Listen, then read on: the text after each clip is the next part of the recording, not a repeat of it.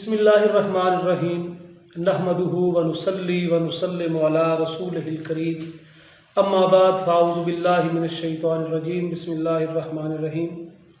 سامعین ذی وقار، آج کی اس ویڈیو میں ہم نے اس مسئلے پر گفتگو کرنی ہے کہ یہودی قوم مسلمانوں پر غالب کیسے ہے۔ یہودی ایک ایسی قوم ہے کہ جس پر انبیاء بنی اسرائیل نے لعنت کی ہے، جس پر حضرت موسیٰ نے لعنت کی ہے، حضرت داؤد علیہ السلام نے لعنت کی ہے۔ یہ اتنی خدا کی دھتکاری ہوئی قوم ہے کہ فباؤ بغضب من اللہ، اللہ کے غضب کی مستحق یہ قوم، اور جس کو مغضوب علیہم کا ٹائٹل دیا گیا۔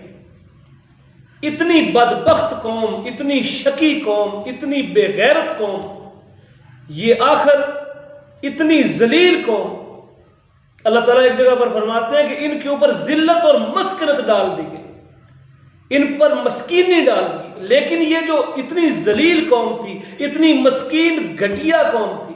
بے بس قوم تھی، لیکن آخر وہ کیا وجوہات بنی کہ یہ مسلمانوں جیسی قوم جس کو خیر امت کا لقب دیا گیا، یہ اس پر مسلط ہو گئی، اور آج ان کو طرح طرح سے تکلیفیں دے رہی ہے، ان کے خون کی ندیاں بہا رہی ہے، ان کی بچیوں کی عصمت دری کر رہی ہے، ان کے بچوں کو خاک و خون میں تڑپا رہی ہے۔ وہ پھول جیسے معصوم بچے جو ہیں وہ تڑپ تڑپ کر دہائیاں دے رہے ہیں۔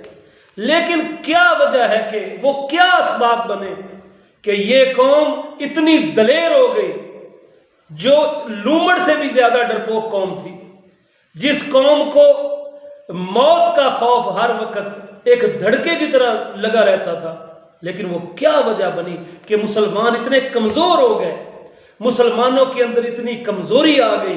مسلمانوں کے اندر اتنی پستی آ گئی، ڈکلائن آ گیا، کہ جس کی وجہ سے یہ قوم جو مردود زمانہ تھی، جو دھتکاری ہوئی تھی، جو مغضوب تھی، جو ملعون تھی، وہ قوم بھی اس قوم پر غالب آئی۔ تو آئیے میں اس کے لیے سب سے پہلا حوالہ امام ابو داؤد کی سنن سے پڑھتا ہوں کہ نبی علیہ السلام نے ارشاد فرمایا، حضرت ثوبان اس کے راوی ہیں، وہ کہتے ہیں کہ اللہ کے رسول علیہ السلام نے ارشاد فرمایا کہ یوشک الامم ان تداع علیکم کما تداع الاکلۃ الی کسأتها۔ فرماتے ہیں کہ اللہ کے رسول علیہ السلام نے فرمایا، میرے صحابہ، اے مسلمانوں، ایک وہ زمانہ آئے گا کہ دنیا عالم کی جتنی قومیں ہیں وہ ساری تم پر ٹوٹ پڑیں گے، یہودی تم پر ٹوٹ پڑیں گے،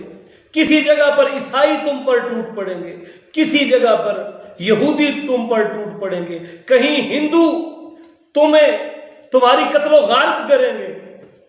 تمہیں ہر طرح سے ذلیل و رسوا کریں گے، جھپٹ پڑیں گے یہ تم پر۔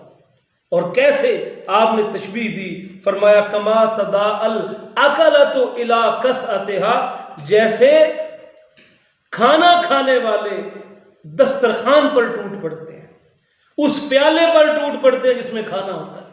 فرمایا ایسے یہ جھپٹ کر تمہارے اوپر یہ ٹوٹ پڑیں گی اور یہ تمہیں تباہ و برباد کر دیں گی، تمہارا نقصان کریں گی، قتل و غارت کریں گی۔ تو میں نے عرض کیا کہ اللہ کے رسول علیہ السلام، فقال قائل، کسی نے عرض کیا، وَمِن قِلَّةٍ نَحْنُ يَوْمَئِذٍ، اللہ کے رسول، یہ آپ جس زمانے کی بات کر رہے ہیں کہ یہ قومیں مسلمانوں پر ٹوٹ پڑیں گی، کیا اس زمانے میں مسلمان تھوڑے ہوں گے؟ تو اللہ کے رسول علیہ السلام نے ارشاد فرمایا، بل انتم یومئذ کثیر، نہیں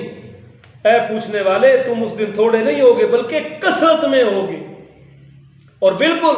اس طرح جس طرح آج کا زمانہ ہے کہ مسلمانوں کے ملک ہیں لیکن بالکل خاموش ہیں، کوئی آواز تک نہیں اٹھا سکتا۔ تم اتنے بے بس ہو جاؤ گے، تم تھوڑے نہیں ہوگے، بل انتم یومئذ کثیر، تم کثرت میں ہوگے، تمہارے ملک کے ملک ہوں گے، ایک کے ساتھ ایک ملک ملتا ہوگا۔ وَلَٰكِنَّكُمْ غُثَاءٌ كَغُثَاءِ السَّيْلِ، لیکن تم اتنے بیکار ہو جاؤ گے جس طرح سمندر کا جھاگ ہوتا ہے۔ سمندر کا جھاگ جس طرح کچھ بھی نہیں کر سکتا، اس میں کوئی طاقت نہیں ہوتی، جب دور سے دیکھا جائے تو سمندر میں اتنا جھاگ اکٹھا ہو جاتا ہے، ایسے لگتا ہے کہ پہاڑ کھڑے ہیں، لیکن جب قریب جاتے ہیں تو اس کے اندر کوئی سختی نہیں ہوتی، اس کے اندر کوئی طاقت نہیں ہوتی، وہ پھونک کے ساتھ اڑا دیا جاتا ہے۔ تو فرمایا کہ تم سمندر کی جھاگ کی طرح زیادہ ہو جاؤ گے، اور ہوگا کیا؟ سنیے، وَلَيَنزِعَنَّ اللَّهُ مِن صُدُورِ عُدُوِّكُمُ الْمُهَابَةَ۔ آقا علیہ السلام نے فرمایا، مسلمانوں، تمہارا خوف اور تمہاری ہیبت، وہ جو کبھی ٹیپو سلطان کی ہوا کرتی تھی، وہ جو کبھی صلاح الدین ایوبی کی ہوا کرتی تھی، فرمایا کہ تمہاری ہیبت، تمہارا ڈر، تمہارا رعب اور دبدبا یہ دشمن کے سینوں سے اللہ نکال دے گا۔ یعنی اب دشمن تم سے نہیں ڈریں گے جس طرح حضرت عمر سے ڈرا کرتے تھے، جس طرح سیدنا صدیق اکبر سے ڈرا کرتے تھے، جس طرح سیدنا عثمان ذو النورین سے ڈرا کرتے تھے، جس طرح سیدنا علی المرتضیٰ سے ڈرا کرتے تھے، جس طرح صحابہ اکرام کی قیادت میں جس طرح کفر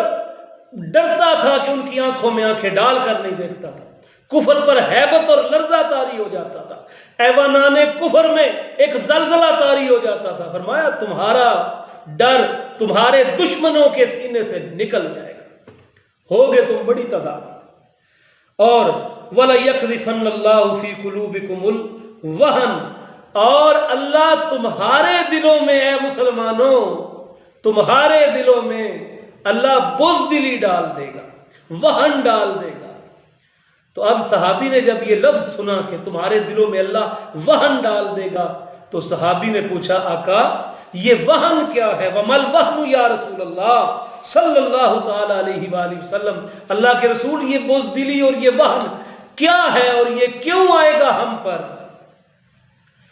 اور آپ نے فرمایا کہ اس کی وجہ صرف دو چیزیں ہوں گی، فرمایا حب الدنیا و کراہیت الموت، ایک تمہیں دنیا سے محبت ہوگی اور موت سے نفرت ہوگی، تم دنیا کے بندے بن جاؤ گے، تم دنیا سے محبت کرو گے، تمہیں صرف اور صرف تمہارا مطمع نظر دنیا ہوگی، تمہارے قدم اٹھیں گے تو دنیا کے لیے،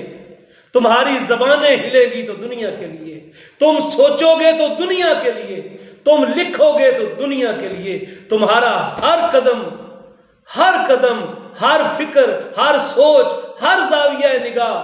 مادی اور دنیاوی نقطہ نظر سے ہوگا۔ اور جب تمہیں دنیا پیاری ہو جائے گی تو پھر تم دنیا میں رہنے کو آخرت پر ترجیح دو گے،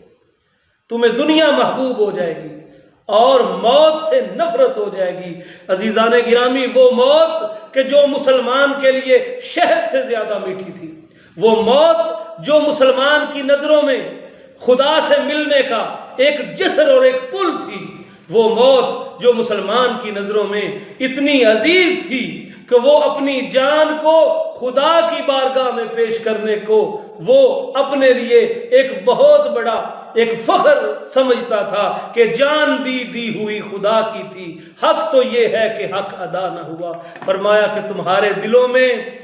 موت سے نفرت اور دنیا کی محبت غالب آ جائے گی، اور اس وقت دوسری قومیں تم پر ٹوٹ پڑیں گی اور تمہاری تعداد تھوڑی نہیں ہوگی۔